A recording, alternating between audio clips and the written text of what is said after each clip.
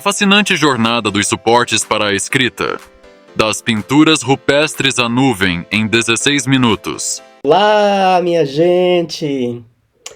A história dos suportes para a escrita, que se confunde com a história da própria escrita, é uma fascinante jornada através do tempo, que reflete o desenvolvimento das sociedades humanas e as suas necessidades de comunicação, registro e preservação de informações. Eu lhe convido a vir comigo. Vamos explorar como surgiram e evoluíram os principais suportes de escrita ao longo da história. Este é um trabalho de pesquisa, portanto as fontes estão no final deste programa e também aqui nas descrições do vídeo. Então, você vem comigo? Mas só vale se assistir até o fim, afinal é bem curtinho. Muito bem, já que você topou vir comigo nesta viagem, vamos começar como manda o protocolo do começo. Não, do começo. Vamos começar com as pinturas rupestres. Há cerca de 30 mil anos antes de Cristo, lá no Paleolítico. Porque elas foram as primeiras formas de comunicação visual na pré-história, encontradas em cavernas ao redor do mundo. As mais famosas, as cavernas de Lascaux, na França, de Altamira, na Espanha, e, claro, as nossas, em São Raimundo Nonato, no estado do Piauí, a Serra da Capivara. Estas pinturas representavam cenas do cotidiano, rituais e animais, utilizando pigmentos naturais, de pedras, de vegetais, aplicados em superfícies rochosas. Embora não sejam escritas, no sentido literal, estas representações visuais foram os primeiros registros gráficos feitos pelo ser humano. Em seguida, temos os tokens de argila, aí no período entre 9.000 e 3.500 anos antes de Cristo. A Mesopotâmia, dos quais falei no programa anterior. Registra aí esse momento dos tokens, a fascinante jornada da escrita como forma de registro. Mas são também forma de suporte para a escrita. Acesse o link que está nas descrições para você assistir esse programa e saber mais. Vale a pena. Então os tokens foram objetos pequenos, em formas geométricas, que eram usados para contar e registrar bens. Esses tokens representavam quantidades e tipos de mercadoria, sendo o precursor do sistema de escrita cuneiforme. Por isso que é importante. Foram uma das primeiras tentativas de registrar informações de forma durável e serviram como base para o desenvolvimento de sistemas de escrita mais complexos. Eu mostrei no outro programa, mas eu acho que vale a pena mostrar novamente, nesse caso você não tenha acesso ao programa anterior. Algumas dessas peças. Então, por exemplo, esta peça, esse token, representava um pedaço de tecido. Esse outro token era uma peça de roupa. Este outro token era, deixa eu colocar para o lado de cá, um pedaço de corda. Este outro token representava um carneiro. Isso mesmo, um carneiro.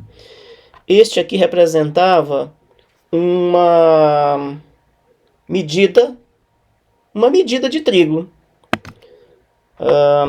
Este representava uma jarra de óleo. Ou assim, uma jarra de óleo. Este token representava um rebanho. Cada perfuração ao redor deste token correspondia a 10 unidades do animal do referido rebanho. O próximo suporte para a escrita foram as tabuletas de argila. E aí nós já estamos a cerca de 3.300 anos antes de Cristo.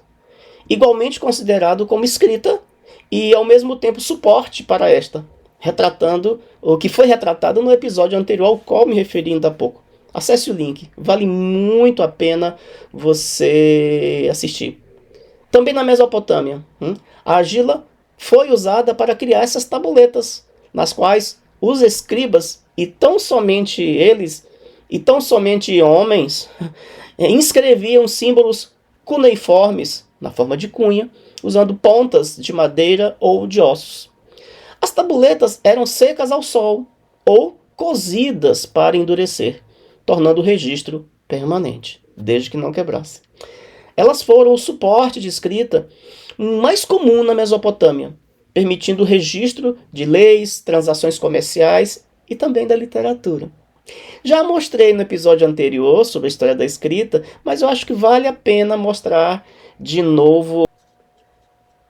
Esta peça eu fabriquei com um pacote de terracota, que não custa mais do que R$20. E eu estou mostrando que para, quem sabe, lhe motivar a planejar uma sequência didática na sua turma e envolver os seus estudantes em uma oficina de confecções de tabuinhas de argila para contar a história da escrita. A terracota é um pouquinho mais cara que a argila tradicional, a argila escolar, mas também é possível fazê-la na argila escolar. Olha esse aqui. E aí não custa mais do que R$5 aqui perto de casa. Esse é o preço, mais ou menos, aí em qualquer lugar do Brasil. Essa argila comum, argila para artesanato, se encontra em qualquer papelaria. Bem, depois veio o papiro. E aí nós estamos há cerca de 3.000 anos antes de Cristo. No Egito, o papiro foi desenvolvido a partir do caule da planta chamada Cíferus papyrus, que nascia e crescia abundantemente às margens do rio Nilo. As tiras do caule da planta eram coladas lado a lado e prensadas de forma a fazer folhas que podiam ser enroladas em longos rolos. O papiro foi amplamente utilizado no Egito Antigo para registrar textos religiosos, administrativos e literários. E o seu uso se espalhou pelo Mediterrâneo. Se eu tenho um papiro, é claro que eu tenho um papiro. Mas só que este eu comprei na internet. Mas eu quero mostrar para vocês a lindeza que é este material. Então veja, olha que lindo. Olha que lindo. Agora imagina sua galera indo à loucura em conhecer um exemplar desse. Não é caro. O pergaminho vem em seguida, há cerca de 2.000 anos antes de Cristo, e foi popularizado no século II antes de Cristo. Era produzido a partir de peles de animais como cabras, ovelhas, bezerros, cabritos, enfim. E eram tratadas, esticadas e raspadas até que se tornassem finas e lisas. O nome pergaminho deriva da cidade de Pérgamo, cidade grega rica e poderosa, onde o seu uso se intensificou. Hoje é onde é a Turquia. Mais durável e mais flexível que o papiro, o pergaminho tornou-se o principal suporte para manuscritos durante a Idade Média, especialmente em livros religiosos e acadêmicos. Este material foi criado como uma alternativa ao papiro, que havia se tornado escasso devido a uma disputa comercial dos gregos com os egípcios. E os egípcios eram os principais fornecedores de papiro para o mundo da época. Pergaminho? Sim, eu também tenho uma réplica. Olha isso aqui. Olha isso. Eu fiz com bolinhas de isopor, tubinhos de papel, uma impressão em papel sulfite, numa impressora caseira, e usando um fundo de imagens que simula um papel envelhecido. E depois eu amassei e abri novamente. E vocês perceberam que eu imprimi aqui textos também retirados da internet em aramaico. Fantástico, não é? Muito bem. Há cerca de 1200 anos antes de Cristo, a escrita usou como suporte também os ossos oraculares, de oráculo mesmo, na China antiga. Bem detalhado também no capítulo que eu citei, procure o link, vale a pena. E eram feitos de omoplatas de bovinos e carapaças de tartarugas, usados como suporte para escrita em rituais de adivinhação, feitos pelos xamãs. Os ossos oraculares continham inscrições que registravam as perguntas feitas aos deuses ou seus ancestrais e as respostas obtidas através de rachaduras induzidas pelo calor. Há cerca de 105 anos, já depois de Cristo, surge o papel. A invenção deste suporte, mais conhecido, é atribuída a Kai Lun, um oficial da corte chinesa, que desenvolveu uma técnica de produção a partir de fibras vegetais, como o cânhamo, casca de árvore e trapos de linho. O papel oferecia uma superfície leve, flexível e fácil de armazenar.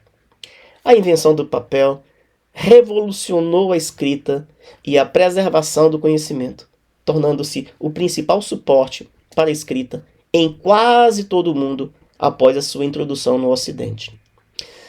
Dos séculos V a XV, temos os livros e manuscritos medievais.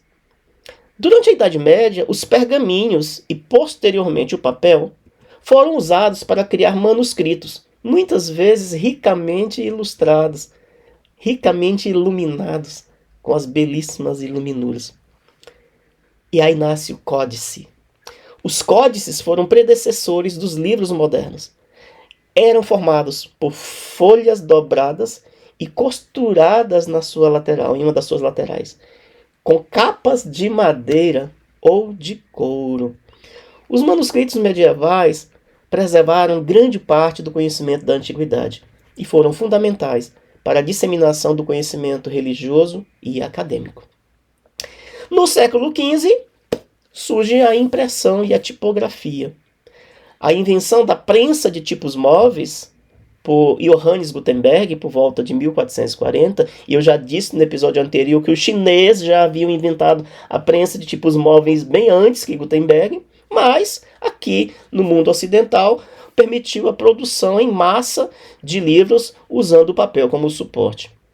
A impressão tipográfica democratizou o acesso à informação e impulsionou a Renascença e também a Reforma.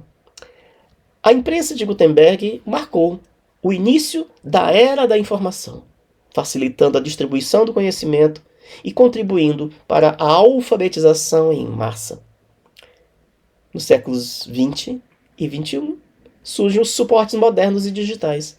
No século XX, além do papel, novos suportes surgiram, como o microfilme e, mais tarde, os suportes digitais, como os disquetes, os CDs, os DVDs, até chegarmos na nuvem, permitindo o armazenamento e a disseminação de informações em grande escala.